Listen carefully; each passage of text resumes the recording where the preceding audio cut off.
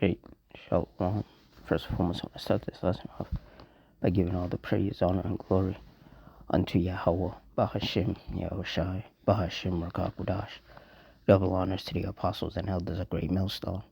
Honors to all the brothers who are fervently preaching the word in sincerity and in faith, and Shalom to all the sincere believers. Now, this is just going to be yet another Iran war update. So through the spirit, I'm going to read this article, get some precepts, and Lord's will, you're edified. It says U.S.-Israel attacks hit petrochemical nuclear sites in Iran. It says U.S.-Israeli attacks have hit two petrochemical plants in southern Iran's Khuzestan province.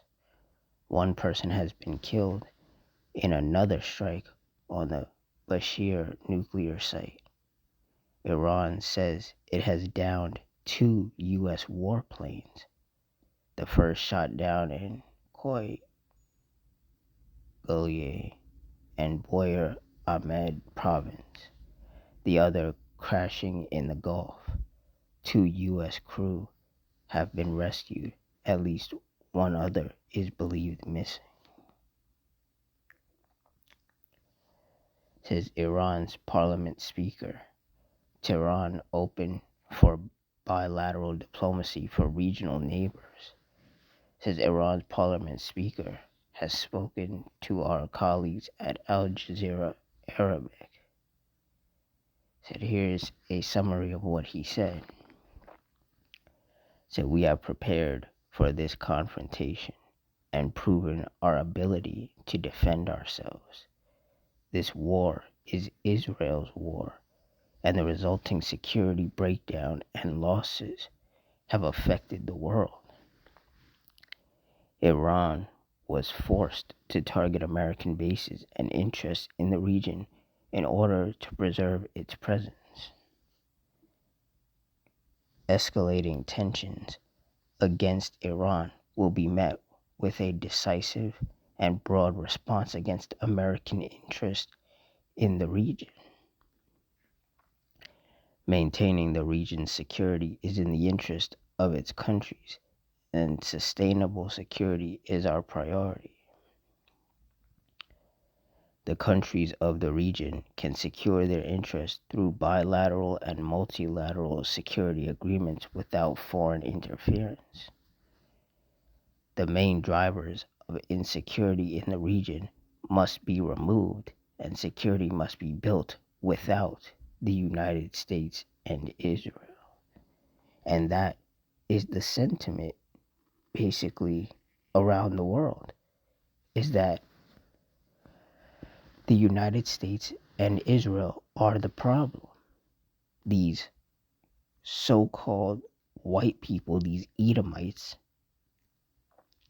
particularly Trump and Netanyahu, are the problem.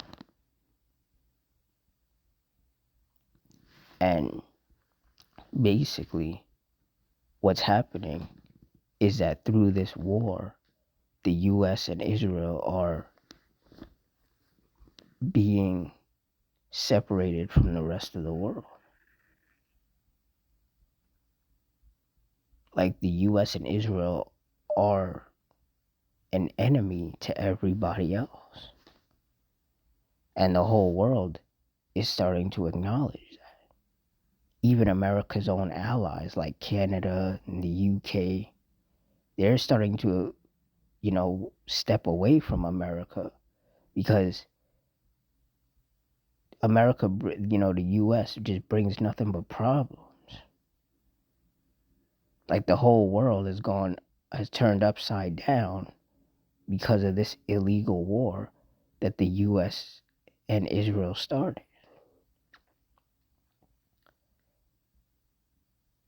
So that sentiment that, everyone needs to just move away from the U.S. and Israel and just start doing things on their own, that energy is pretty heavy. the US and Israel, because of all of their wickedness, they're being isolated from everybody else. And by themselves, the US and Israel cannot stand on the world stage, regardless of what Trump would say, because of all his pride and arrogance. Running around talking about he don't need any, that America doesn't need any allies and things like that. He's just leading the US to its own destruction.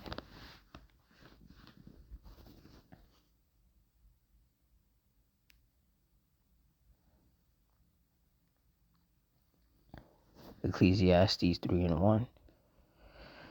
To everything there is a season and a time to every purpose under the heaven.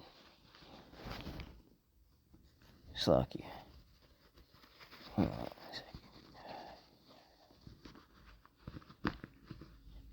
Jumping down to verse 8. A time to love and a time to hate. A time of war and a time of peace. And we are in a time of war. And Trump is out here talking about how, the war is going great. The US is basically victorious. They've killed all of Iran's leaders. They've decimated Iran's military. And all of this other nonsense. Meanwhile, Iran has attacked US military bases in the region, killed US soldiers, caused US warships to have to get decommissioned from damage, shot down, 2 US warplanes. Iran has destroyed, billion-dollar weapon systems from the US. So this war is in no way going in the direction that Trump is telling the American people that it's going. And majority of people here in the US are smart enough to see things for what they really are. But of course, you're going to have that portion of the population that has their head shoved up Trump's behind, and they'll believe whatever he tells them. Even when, if you look close enough, you can see that things are not going the way he says they are. Trump is lying. Pete Hegseth is lying. Caroline Levitt is lying. All these Edomites in the government, in this wicked administration, are lying to the people.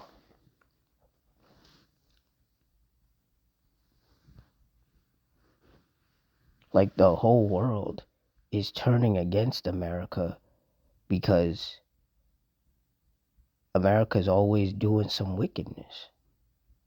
Always starting a war with somebody, always oppressing somebody, always demonizing somebody, when the US and Israel are the 2 most wicked places on the planet. The US and Israel have never done anything good for anybody. Not even for themselves, because all the wickedness that they do to oppress other people and oppress other nations, it hurts them in return. But because of his pride and arrogance, Esau always thinks that he's going to come out on top. But that's just not how that works. Because that's exactly what we're seeing. Isaiah 33:1. Woe to thee that spoilest, and thou wast not spoiled, and dealest treacherously, and they dealt not treacherously with thee. When thou shalt cease to spoil, thou shalt be spoiled. And when thou shalt make an end to deal treacherously, they shall deal treacherously with thee. And that's what's happening. You had Trump crying, basically, because America's allies would not get involved in this illegal war. He called them cowards and all sorts of other things. But as many of the leaders of these other countries have said, all Trump has done is disrespect these other countries. He's disrespected Canada.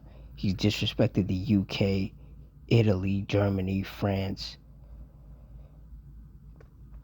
He disrespected Japan.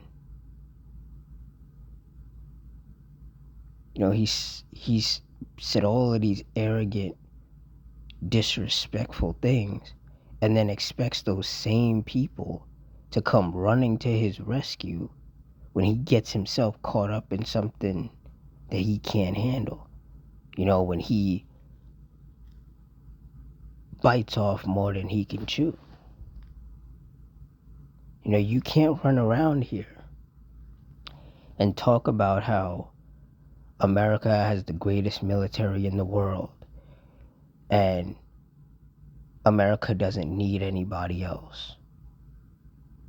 And then when you're neck deep in the in the shit, so to speak, then all of a sudden you're looking for the very same people that you disrespected and said that you don't need to come and save you and pull you out of that situation that you got yourself in.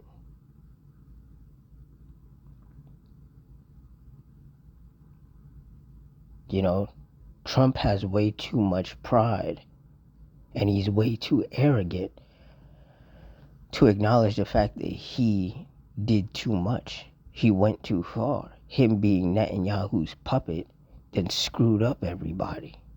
It then screwed up the U.S. and it then threw the world into instability, economic instability because of this damn war. And instead of him acknowledging that and apologizing for participating in Israel's war, he just keeps doubling down and tripling down and trying to make it seem like the U.S. and Israel are the good guys and that Iran, they're the monsters, and that America's allies are spineless and they're cowards because they didn't want to involve themselves in an illegal war.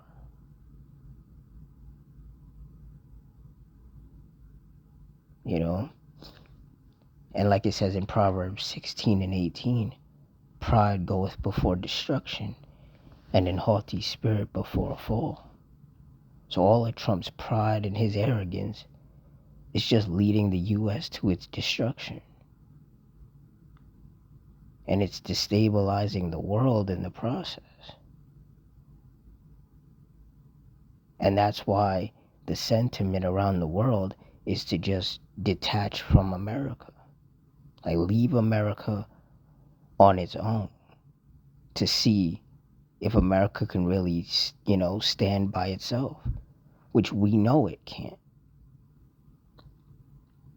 There's a lot of things in this world that America doesn't produce, that these other countries do produce, that America needs.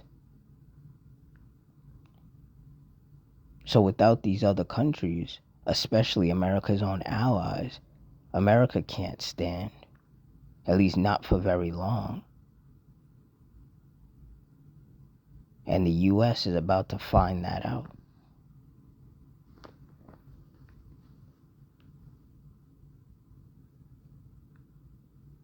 Proverbs 21 and 1. The king's heart is in the hand of the Lord Yahweh, as the rivers of water. He turneth it whithersoever he will. And that's right, because a lot of people would be like, well, why doesn't Trump just, back out? Clearly he's in too deep in this war. He's bit off more than he can chew. Why doesn't he, just pull the troops back? And it's because the Lord doesn't want him to. The Lord is going to allow Trump's pride and arrogance to be his downfall. That's the type of spirit that the Lord has placed on Trump. That even though this war is going completely different than how Trump is telling people that it's going, U.S. soldiers are getting killed, million and billion dollars worth of U.S., military equipment and warships and fighter jets are being destroyed. Billions and billions of dollars are being wasted on this war. And instead of Trump acknowledging that and being like, okay, we need to stop this, the Lord has the spirit on Trump to just keep going. Keep sending in more troops. Keep sending in more warships. Keep sending in more fighter jets and all of this. Just so that, basically to run the well dry. And to, further separate the U.S. from the rest of the world. Because the more this war presses on, the worse things are going to get. Like Iran, they have no intention of slowing down on their retaliatory attacks. So they're going to keep, hitting these American bases in the region. They're going to keep going in this war. They're not going to slow down. Iran's leadership has already said that they don't want a ceasefire because every time they've sat down at the table and tried to have peace talks with the U.S., they got attacked. So they're like, screw it. Y'all want war, then this is what you're going to get. And nobody is saying that Iran is like the perfect nation, and that they do no wrong. Like, of course, there's wickedness going on in that country as well. But in this particular situation with this war, majority of the world is on Iran's side because Iran is merely defending themselves. The U.S. and Israel attacked Iran. And self-defense has been and will always be a thing. Because if Iran had the capability of striking mainland U.S. with missiles, and they had done that, everybody would be like, yes, if the U.S. retaliated, that would be perfectly fine. Because, your enemy attacked you first. You can't say that it's self-defense if Iran had done it to the U.S., but it doesn't work the same way when the U.S. does it to Iran. That whole rules for thee but not for me nonsense, that doesn't work in the real world. It might work in Esau's little world, where he thinks that he can just do all sorts of horrible things to people. But then when the shoe is on the other foot and people do the same unto him, now he's the victim. It's like Esau has never been the victim. He's always been the perpetrator. He's always been the aggressor, the attacker. He's always been the problem.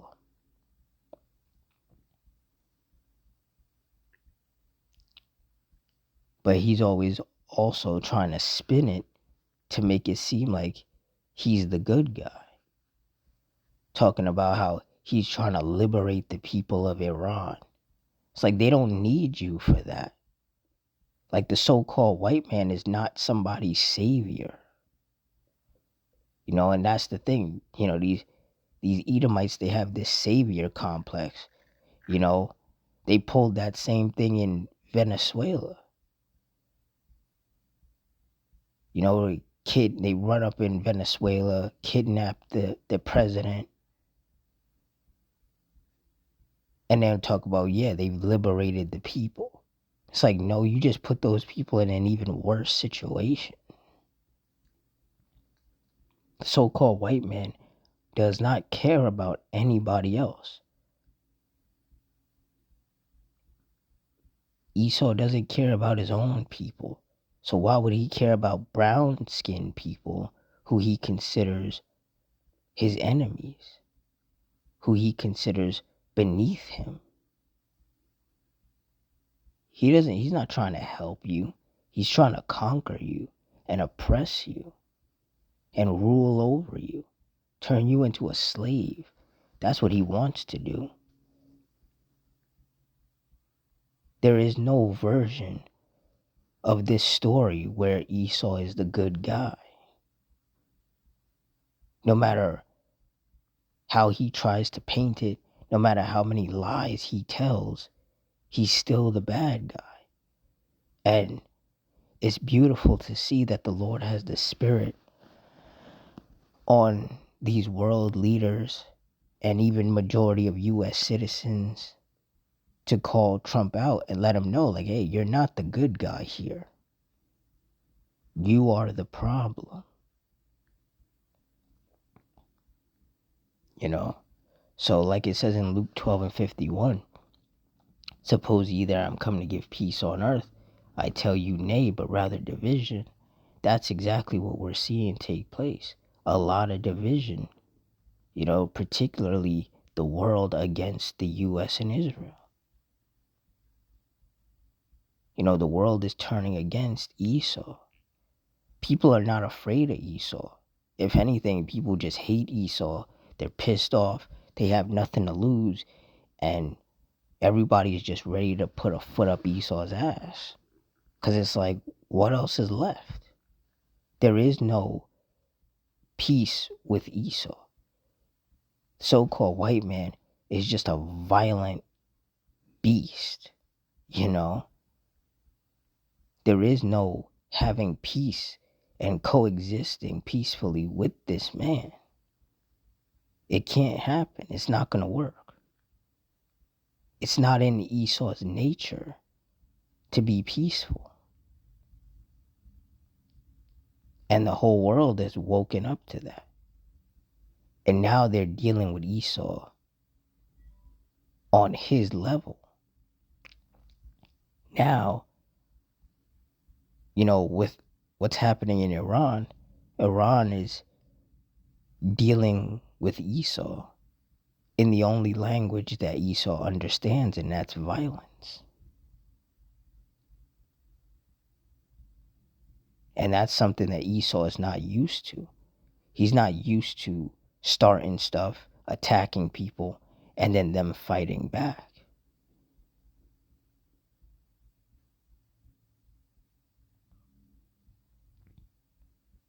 And Iran is showing what happens when you push someone too far. The US and Israel are like those bullies on the world stage, and they've picked on everybody. And now they've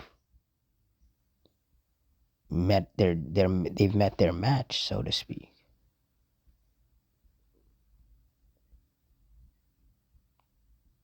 And as chaotic as things are getting in the global economy as a result of this war, it's also a beautiful thing to see.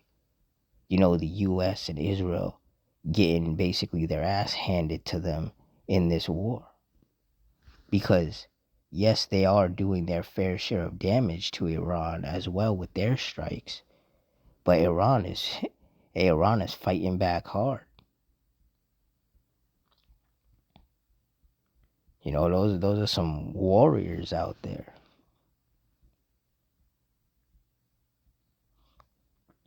And the Lord, he's just going to keep that spirit on those Iranians to just keep defending themselves.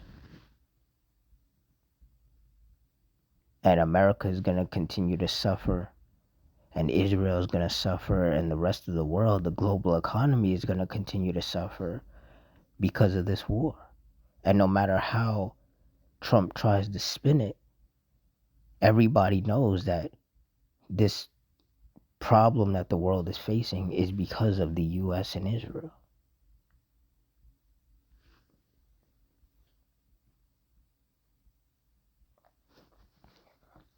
So, for all you sincere brothers and sisters out there, just stay circumspect, and continue to watch, because things are going to deteriorate economically even more, the longer this war goes on.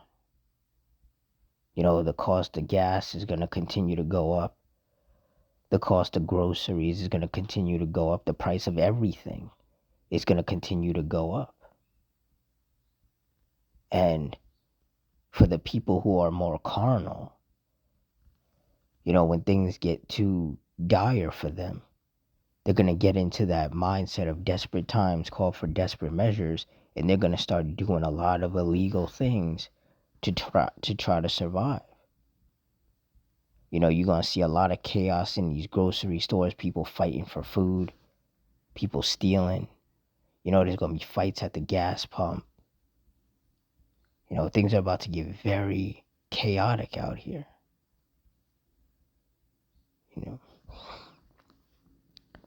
Like it says in 2 Timothy 3:1, this know also that in the last days perilous times shall come. And when you look up the definition of perilous, it means full of danger or risk. Dangerous, hazardous, unsafe, hard to bear times. And we're entering into that. We're entering into some dangerous and unsafe times. So you gotta stay prayed up.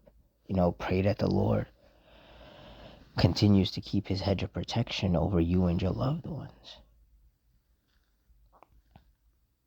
Because that's the only chance you have of surviving what the Lord is about to let loose upon this earth. So with that, I'm going to wrap it up here. In closing, I want to give all the praise, honor, and glory unto Yahweh, Bahashem Yahushai, Bahashem Rakakudash, the Wadi Yahweh, Bahashem Yahushai, for putting the spirit on me to do this lesson. Double honors to the apostles and elders of Great Millstone. Honors to all the brothers who are still firmly preaching the word in sincerity and in faith. Shalom to the Akwath, which is the sincere sisters. And shalom to the scattered Israelites who are amongst these other nations and look like these other nations, particularly the Israelites of the elect. I hope you all stay strong, stay safe, stay fervent, stay circumspect, stay prayed up, and Adawan Ratazah, which means Lord's will. Until next time, Shalom.